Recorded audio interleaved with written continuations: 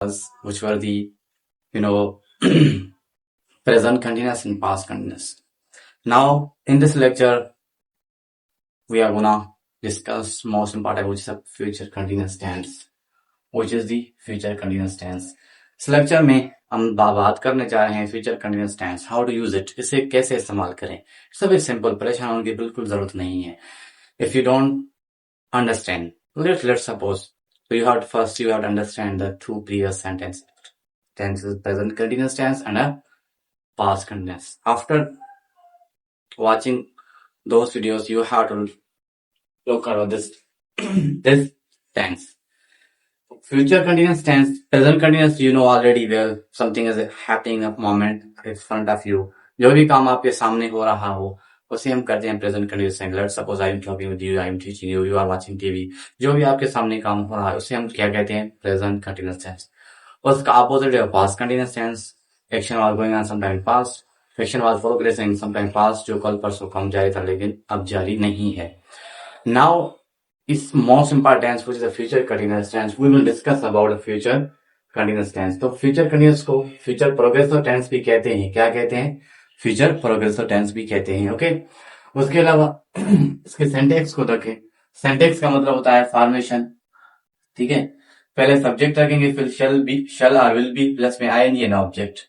Main verb के साथ हम क्या यूज करेंगे, उसे main ing present participle use करेंगे और इसे अफर्मेटिव सेंटेंस या अपोजिटिव सेंटेंस कह सकते हैं. ठीक है, अफर्मेटिव कहें, असर्टिव भी कहते हैं इसे, assertive sentence. Got it. Now negative formation देखिए, subject shall or will, shall be or will be, shall or will, फिर नॉट, फिर बी, फिर मेन वर्ब के साथ आईएनजी, फिर ऑब्जेक्ट, प्रेजेंट पार्टिसिपल. इस आईएनजी को क्या कहते हैं, प्रेजेंट पार्टिसिपल. ओके, इसमें negative sentence. Got it. Okay, I already got. और इसके हेल्पिंग वर्ब्स हैं shall be and will be plus में आईएनजी.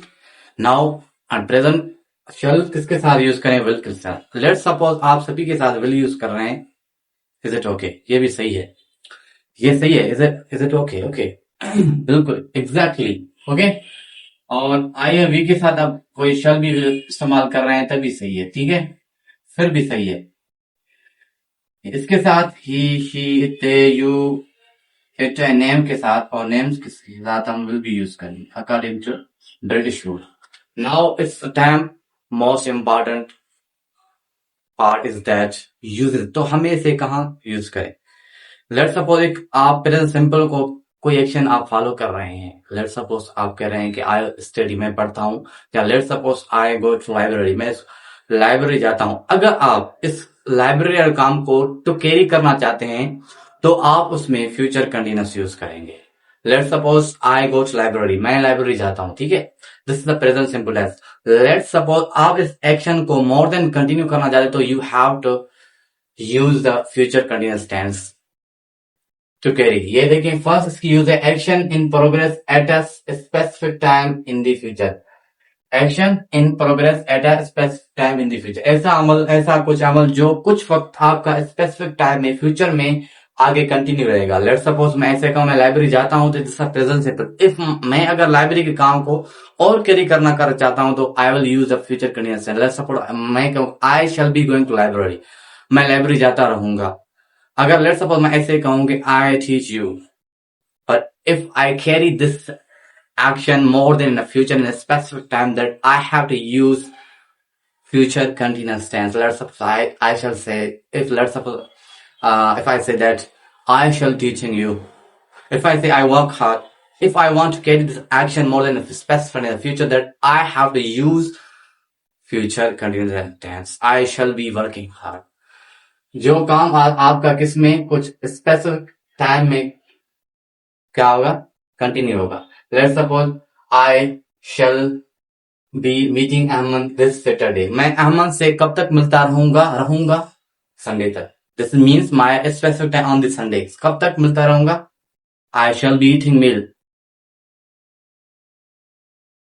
ओके, नेक्स्ट सेंटेंस है example, they will be waiting till tomorrow, वो कब तक इंतजार करते रहेंगे टुमारो, कल तक.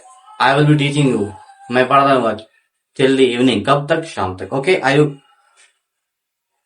comfortable to understand me? Okay, now second use.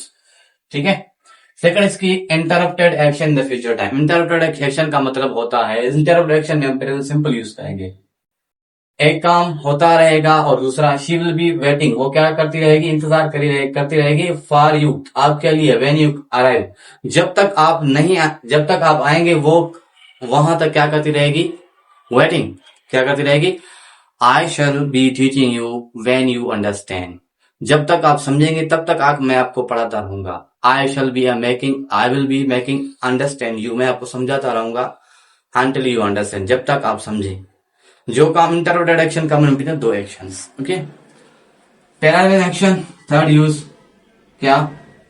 Parallel action. Parallel का मतलब होता है टू इक्वल और बैलेंस सेंटेंस. जो फ्यूचर में 2 एक्शंस हो, फिर 2 इक्वल हो. क्या हो? बराबर हो, इक्वल हो. क्या हो? इक्वल. देखिए, मैं ऐसे कहूं I shall be reading while, और कौन से वर्ड यूज करेंगे? वाइल एंड यूज करेंगे, तो एक 2 बैलेंस और इक्वल सेंटेंसेस बनेंगे. ठीक है, मैं ऐसे कहूं I shall be reading while they will be watching, वो क्या करते रहेंगे? मैं पढ़ाता रहूंगा, वो देखते रहेंगे. कंटिन्यू होगा. कंटिन्यू तो फ्यूचर में रहेगा, कैरी करेंगे एक्शन को, लेकिन 2 इक्वल सेंटेंस है, पैरेलल एक्शन से. और यू विल बी टॉकिंग, आप बातें करते रहेंगे, and I shall be listening, मैं क्या करता रहूंगा? मैं सुनता रहूंगा. 2 equal sentences but by these words, इन दोनों के साथ. ओके, एंड वाइल. उसके अलावा future fixed action. Expected already. Expected